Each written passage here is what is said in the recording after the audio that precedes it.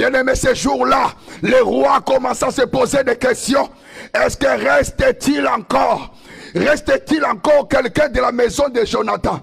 Bien aimé, c'est le roi qui cette fois-ci se décide de chercher quelqu'un de la maison de Jonathan. Oh bien aimé, il y a des choses que nous cherchons aujourd'hui, mais viendra le temps où ces choses-là commenceront à te chercher. Aujourd'hui, c'est toi qui cherches le mariage. Laisse-moi te dire, cette année ne finira pas. C'est le mariage qui commencera à te chercher. Oh, bien-aimé dans le Seigneur, nous sommes dans une saison où le bonheur et la grâce te cherchera. Nous sommes dans une saison où l'argent te cherchera. Nous sommes dans une saison où la guérison te cherchera. Nous sommes dans une période où la bénédiction te cherchera. Ah! Je déclare et je confesse au nom de Jésus. Cette fois-ci, les rois te chercheront. Cette fois-ci, des ministres vont te chercher. Cette fois-ci, des reines, des princesses te chercheront. Ah, est-ce que tu crois que ce message est pour une personne? Je déclare et je confesse au nom de Jésus. Cette fois-ci, les bonnes choses vont te chercher. Les bonnes choses te chercheront. Bien-aimé dans le Seigneur, le roi David a pris la décision de chercher un pauvre, de chercher quelqu'un de la maison de Jonathan. Alors que bien-aimé dans le Seigneur, c'était lui qui était le roi. C'était lui qui était le plus élevé. Mais nous voyons la personne le plus élevée chercher celui qui était le moindre. Je crois, bien-aimé dans le Seigneur, la pauvreté, la situation de ta famille ne bloquera pas la bénédiction de te localiser ce matin. Alléluia.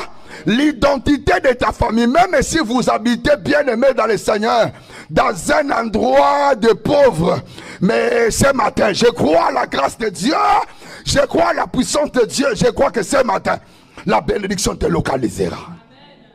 La bénédiction te cherchera.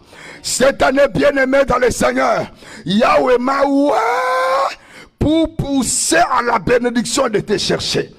Cette année, l'Éternel Dieu m'a rempli de sa puissance pour que la chose que tu as longtemps cherchée, cette fois-ci, bien-aimé, tu la vois réellement te chercher. Alléluia. Cette fois-ci, vice-versa. La chose que toi tu cherches, elle te cherchera. Au nom de Jésus. Au nom de Jésus. La chose que toi tu fuis, tu verras la chose te fuir d'elle-même au nom de Jésus. La chose que tu cherches, te cherchera. La chose que tu détestes et que tu fuis là, bien aimé dans le Seigneur, tu verras la chose même si tu ne te couvres pas. La chose d'elle-même te fuira. Si tu le crois, tu le reçois au nom de Jésus.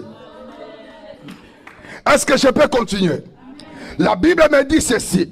David se pose des questions. Il dira ceci. Reste-t-il encore une personne de la maison de Jonathan pour que je le bénisse?